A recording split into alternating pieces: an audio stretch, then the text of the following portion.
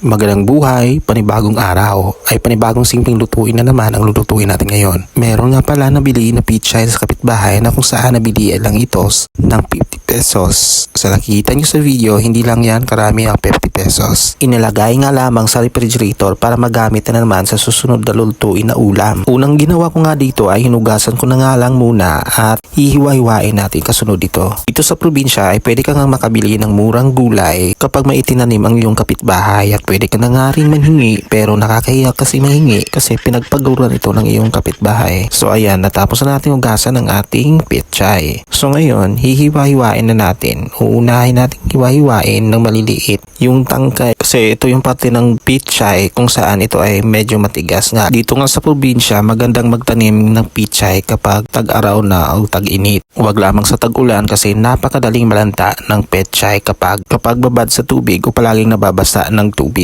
Napakarami ngang lutuin na pwedeng ihalo itong pechay. Pwede din ito ihalo sa lagang baka, pwede din ihalo sa kahit anumang ulam na maisipan nyo lutuin. Sa ngayon, ang naisipan kong lulutuin ay isang simpleng ulam lamang na kung saan igigisa ko itong pechay nito sa sardinas. Simpleng lutuin nga lang pero napakasustansya. Sigurado kayo ay nagtataka kung bakit palaging gulay ang kinokontent ko kasi napakaraming tanim na gulay dito sa palibot o dito sa probinsya. Nagkakarne naman kami pero madalang lang. Mahirap naman kasi kapag kumain ka ng napapadalas na karne, baka ikaw ma-high blood lang. Sa panahon ngayon, mahirap ang magkasakit. Gagastos ka pa ng malaki kapag kakain ka ng karne, baka ma-high blood ka lang. So ayan, natapos na nating paghiwa-hiwain lahat. So ngayon ay isusunod na naman natin ang sibuyas, bawang at kamatis. Alam niyo ba guys, ang scientific pala ng pechay ay Brassica rapabar, also known as choy or Chinese cabbage in some regions. It's frequently used in soup like sinigang and tinola, stir-fried with garlic and meat or seafoods, or even served lightly blanched as a side dish. Pechay is easy to grow locally and is valued for its versatility and nutritional benefits including vitamin E and C. Base lang naman yun guys sa na-research ko or nabasa. Ang sabi doon, panghalo pala ito sa mga sabaw-sabaw or side dish, pero sa atin ginawa nating pinaka main dish na may halo naman na seafood. Yun yung nga lang sardinas.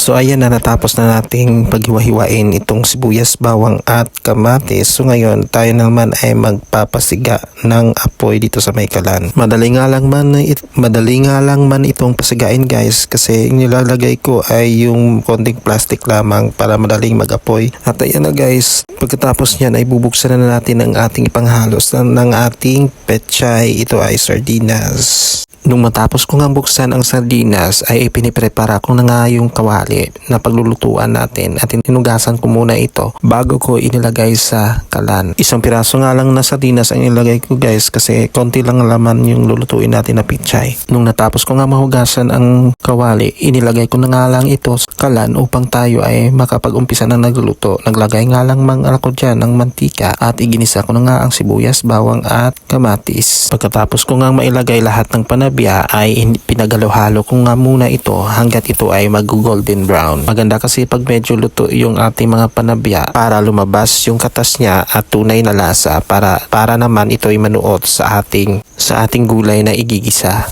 Nung matapos ko nga ipag-golden brown ang mga panabya, isinunod ko na nga dito yung sardinas. At pagkatapos ko mailagay ang sardinas, yun pa rin ang gagawin natin, ipagalo-halo pa rin natin ito. Ipagalo-halo lamang natin ito hanggat magkakahalo na yung sibuyas, kamatis, bawang at saka sardinas. So pagkatapos natin paghalo-haluin at kumulo na, inilagay ko nga muna dito yung tangkay ng pechay. Inuna ko nga lang ito kasi ito yung medyo matigas na parte ng pechay. Yun pa rin, simpleng procedure na pwedeng masundan ng mga teenager na nagbabalak na gustong matuto na magluto. So takpan muna natin at fast forward tayo, balikan natin niluluto at okay na. So ilalagay na naman natin dito yung ating mga dahon. So nakapagtataka nga lang, meron nga pong naligaw na isang buong dahon ng pechay. Yun siguro ay hindi ko nga lang nakita. So ngayon maglalagay tayo ng pampalasa. Lagyan natin ng konting magic syrup, toyo at saka paghalo-haluin na natin. So wag na tayong maglagay ng tubig guys kasi kusang nagtutubig itong pechay. So yun pa rin guys, paghahalo-haluin muna natin at pagkatapos natin paghahalo-haluin,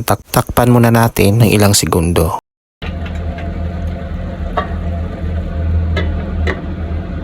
So ayan na, pagkatapos ng ilang segundo, luto na ang ating gisadong pechay with sardinas. Actually guys, hindi ko naman masasabi na unhealthy to kasi meron po siyang gulay. Kung sardinas nga lamang ito ay unhealthy po talaga sila kasi canned goods po yun. Pero ito ay nilagyan ko ng pechay o gulay para maging healthy. So okay na ang ating gisadong pechay with sardinas. So paano yan guys? Kakain na tayo.